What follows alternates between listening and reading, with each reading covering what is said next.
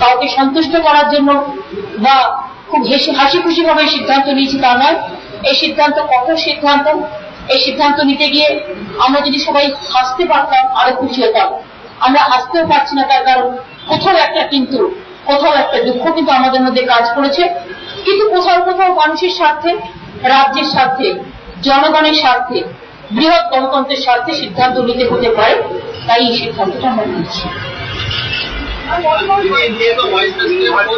Vice President will decide later on. There is a time is there, so we are not contesting. Even Krishna Basu should have been the good choice. So, but for the greater interest, we are not contesting. And Prime Minister also requested me to support Ansar Regime. That's why we have decided.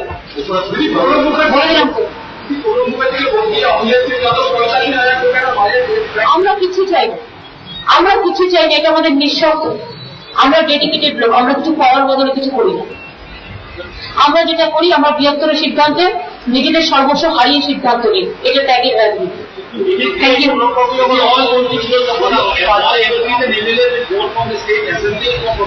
হ্যাঁ, এটা আমাদের বেঙ্গলে, কারণ হচ্ছে আমাদের 21শে জুলাই আছে, আপনাদের বুঝতে হবে।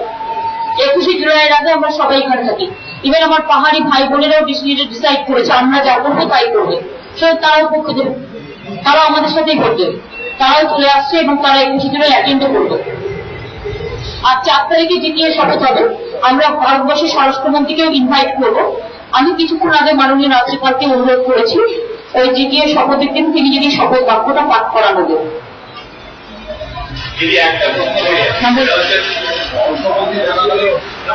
আর্থিক সংকট থেকে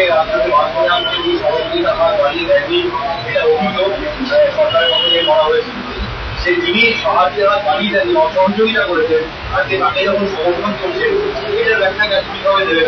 আমরা ইন্ডিভিজুয়াল কোন সমর্থন করছি না, আমরা এটা হচ্ছে জোট রাজনীতিতে আমাদের দায়বদ্ধতা আছে, আর আমার কোনো অপশন নেই। এখন তো বাচ্চাই ভোট না দিতাম তাতে কিছু ক্লাসই হতো, তো ভোট না দিয়ে যদি আমার 50,000 ক্লাস হয় তাই ভোটটা দিয়ে ক্লাস করবো। তবু তবে একটা সর্বোচ্চ জায়গায় ভোট দিচ্ছি। আশা করবো আগামী দিন উনি ভারতবর্ষের গণতন্ত্রটাকে মর্যাদা দিয়ে, আমি নিশ্চয়ই তার দীর্ঘ জীবন কামনা করি, সুস্বাস্থ্য কামনা করি। শুনুন, forget the old past, or chapter যা হয়েছে হয়েছে, সবাই জানেন, আপনারাও জানেন, আমরাও জানি। কিন্তু আমি কিন্তু নিজে ব্যক্তিগতভাবে কোনোদিন কাউকে অভিযোগ করিনি, বা ব্যক্তিগতভাবে আমি কোনোদিন কাউকে আক্রমণ করি না।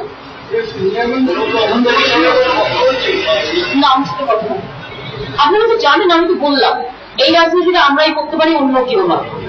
মানুষের দিকে তাকিয়ে কখনো কখনো ভবিষ্যতের সিদ্ধান্ত আমাদের নিতে হয়।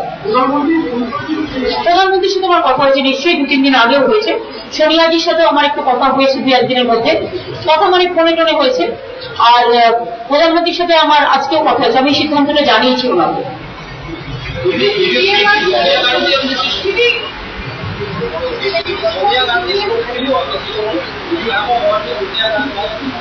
না, এইটা নিয়ে আমার সাথে কথা হয়নি, বাট আই ইনফর্ম দেব। প্রধানমন্ত্রী আমাকে এই কথা আজকে আগেও বলেছিলেন, বাট উনি জানতেন আমার মাইন্ড। হ্যাঁ,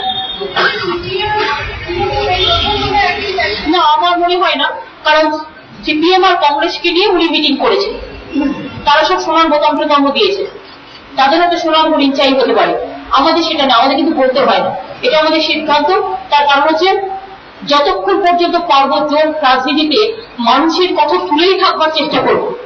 যদি আমাদের, আমি তো আগেও বলেছি আমি গভর্নমেন্ট টকেল করার পক্ষ নেই, বা যদি কেউ মনে করে যে আমাদের থাকা প্রয়োজনীয়, সেটা আমি আগেই বলে এসেছিলাম।